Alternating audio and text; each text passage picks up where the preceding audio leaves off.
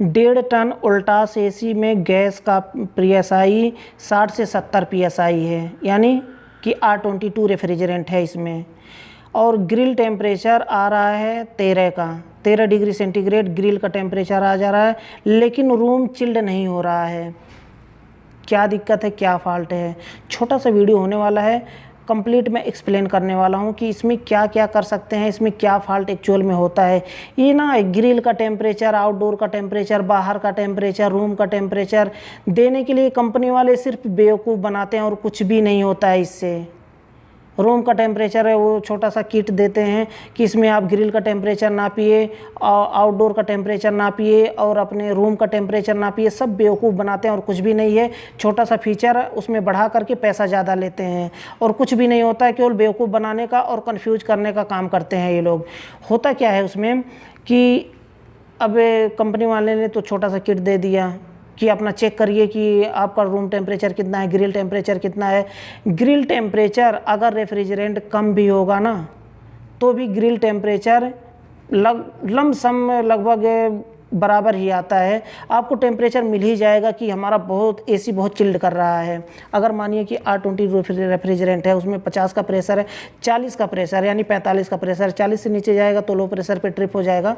वो मैंने कह रहा हूँ 40 से ऊपर है, मतलब कंप्रेसर चल रहा है, कंप्रेसर चल रहा है। अगर ग्रिल का टेम्परेचर आप चेक करेंगे ना, तो कुछ लमसम थोड़ा सा टाइम बढ़ा करके, लेकिन ग्रिल का टेम्परेचर आपको बता ही देगा कि चिल्ड हो रहा है, यानी कूलिंग दे रहा है, ठंडा कर रहा है एसी। लेकिन रूम में कूलिंग नहीं होगा, क्योंकि ना वहाँ पर हाथ लगाते हैं ग्रिल के पास में, तो वहाँ पर ठंडक मिलती है। लेकिन वो जो किट होता है ना टेम्परेचर नापने के लिए, उसके बस का नहीं है ये सब समझना। वहाँ पर जो एक्सपर्ट होते हैं ना, जो एक्सपर्ट टेक्नीशियन हैं, हाथ लगाएंगे सामने, उन्हें पता चल जाएगा। बस हाथ लगाएंगे सामने, जो एक्सपर्ट टेक्नीशियन हैं हाथ लगाएंगे, उन्हें पता चल जाएगा कि इसमें रेफ्रिजरेंट कम है या फिर कंप्रेसर नहीं चल रहा है या फिर क्या दिक्कत है। हाथ लगाने से ही पता चल जाएगा, जो एक्सपर्ट हैं। वहाँ पर वो जो छोटा किट उट देता है, उसके बस का नहीं है समझना कि इसमें गैस कम है या फिर क्या है। एक्चुअल में क्या, उसमें ग्रिल में तो आप डाल देंगे उसका सेंसर, वो तो थोड़ी देर के बाद तो उसका टेम्परेचर डाउन तो हो ही जाएगा, भले ही कि गैस कम हो सिस्टम में, लेकिन फिर भी कूलिंग कम हो रहा है रूम में। अगर पुराना एयर कंडीशनर है, कभी कभी ऐसा होता है कि आप हाथ लगाएंगे सामने, बिल्कुल चिल्ड करेगा, ठंडा, बिल्कुल ठंडा एयर फेंकेगा, लेकिन रूम फिर भी मेंटेन नहीं होता है। क्यों नहीं होता है? क्योंकि अगर कंप्रेसर की पंपिंग अगर डाउन है, तो आप इंतज़ार करते रह जाइए। आप किट से आप चेक कर भी लेते हैं अगर कि हाँ ठंडा दे रहा है, तो क्या रूम में मेंटेन कर देगा? रूम में मेंटेन नहीं करेगा। अगर आप किट से चेक करना ही चाहते हैं तो अपने रूम में कहीं भी रख दीजिए एक जगह पे। उससे तो आखिर जो ग्रिल का टेम्परेचर फेंक रहा है वो रूम ठंडा करके, तो मानिए कि 13 डिग्री सेंटीग्रेड पे 10 डिग्री सेंटीग्रेड नहीं बताएगा, फिर भी 18 डिग्री सेंटीग्रेड, 20 डिग्री सेंटीग्रेड तो बताएगा। तब तो आपको मालूम होगा कि हाँ रूम हमारा कूलिंग हो चुका है 20 डिग्री या फिर 18 डिग्री पे। वैसे नॉर्मली अगर 20 डिग्री सेंटीग्रेड हो जाए, 22 डिग्री सेंटीग्रेड हो जाए अगर रूम का तापमान, तो फिर वो नॉर्मल होता है, सही है फिर एसी। लेकिन अगर कूलिंग नहीं हो रहा है, मानिए कि अगर आपका रूम का टेम्परेचर 22 पे भी नहीं आ रहा है, घंटों 2 घंटे तक एसी चलता है, फिर भी 22 का टेम्परेचर नहीं आता है, 24 का नहीं आता है, तो उस एसी में फ़ाल्ट है। फ़ाल्ट क्या है आपको इसको देखना पड़ेगा। फिर जो टेक्नीशियन है उनके ही समझ में आएगा, उनके ही बस का है। फिर जो यूजर हैं उनके बस का ये चीज़ नहीं है, उनके बस का यही है, बस किट लेकर के आप चेक कर सकते हैं बस।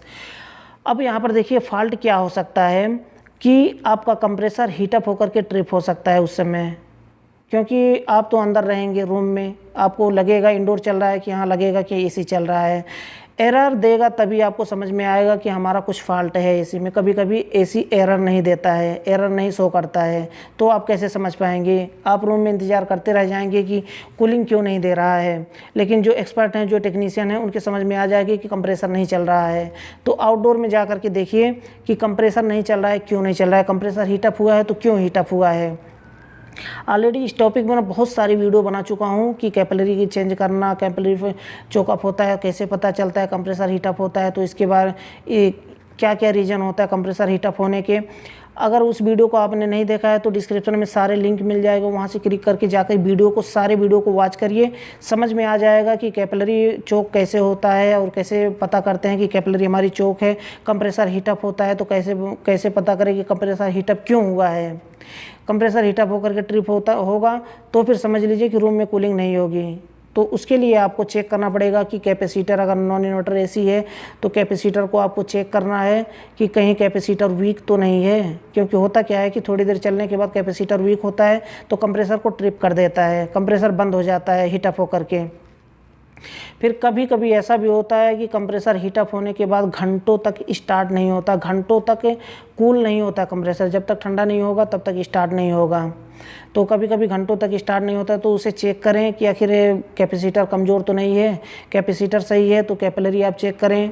कैपिलरी अगर इन्वर्टर एसी है तो उसमें एक्सपेंशन वाल्व लगे होते हैं, उसे चेक करिए कहीं चोकअप तो नहीं है, काम तो नहीं कर रहा है, ऐसा तो नहीं कि। उसके बाद कैपिलरी को चेक करिए, कैपिलरी ब्लॉकेज तो नहीं है। कैपिलरी ब्लॉकेज होगी तो वहाँ पर कंप्रेसर बार बार हीटअप होकर के ट्रिप हो जाता है। तो कैपेसिटर चेक करिए। कैपेसिटर चेक करने के बाद अगर फिर भी नहीं हो रहा है तो उससे पहले आप पूरे इंडोर में आप फ़िल्टर चेक कर लें, फ़िल्टर गंदा तो नहीं है, या फिर ऐसा तो नहीं कि कूलिंग कॉइल गंदा है, आउटडोर गंदा है, आउटडोर का फ़ैन मोटर नहीं चल रहा है, इनडोर का ब्लोअर मोटर नहीं चल रहा है, चल भी रहा है तो बहुत स्लो चल रहा है, बहुत स्लो चलेगा तो भी ये प्रॉब्लम आएगा। और आउटडोर का फ़ैन मोटर अगर नहीं चलेगा तो भी ये प्रॉब्लम आएगा। तो ये छोटे छोटे प्रॉब्लम होते हैं, इन्हें जा कर के आप देखिए, फाइंड करिए कि कौन सा प्रॉब्लम है, इनडोर में है कि आउटडोर में है। बस इतना सा देख लीजिए, प्रॉब्लम फिक्स हो जाएगा। बहुत ज़्यादा मुश्किल नहीं होता है, ये छोटा सा प्रॉब्लम होता है इसमें। मुझे लगता है कि आपके समझ में आ गया होगा। मैं वीडियो काफ़ी लंबा नहीं करना चाहता हूँ। अगर वीडियो पसंद आया तो वीडियो को लाइक ज़रूर कर दें। लास्ट में फिर से बता चाहूँगा, अगर आपने अभी तक अमरेश 11 टेक चैनल को सब्सक्राइब नहीं किया है तो नीचे लाल कलर का सब्सक्राइब का बटन है, उसे दबाकर सब्सक्राइब कर लें और बेल आइकन को प्रेस करके ऑल पर क्लिक कर लें, ताकि जितनी भी वीडियो मैं बनाऊँ आपको सबसे पहले मिल पाए। क्योंकि दोस्तों ऐसे ही यूजफुल वीडियो हमेशा लेकर के आता रहता हूँ। और जितने सारे क्वेश्चन हैं, जितने सारे कमेंट आते हैं, मैं सबका वीडियो बारी बारी से बनाऊंगा, सबको मैं एक एक करके बताऊंगा। इसमें मुझे थोड़ा सा मेहनत लगता है, लेकिन आपकी हेल्प हो जाती है और मुझे भी कुछ फ़ायदा हो जाता है इससे। आप चाहे मैं कोई पेड प्रमोशन नहीं, पेड में जो कोर्स है ना वो नहीं बेचता हूँ, फ्री में है।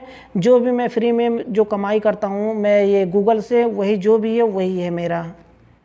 तो आपको भी फ़ायदा हो जाता है, मुझे भी फ़ायदा हो जाता है। बस इतना सा है।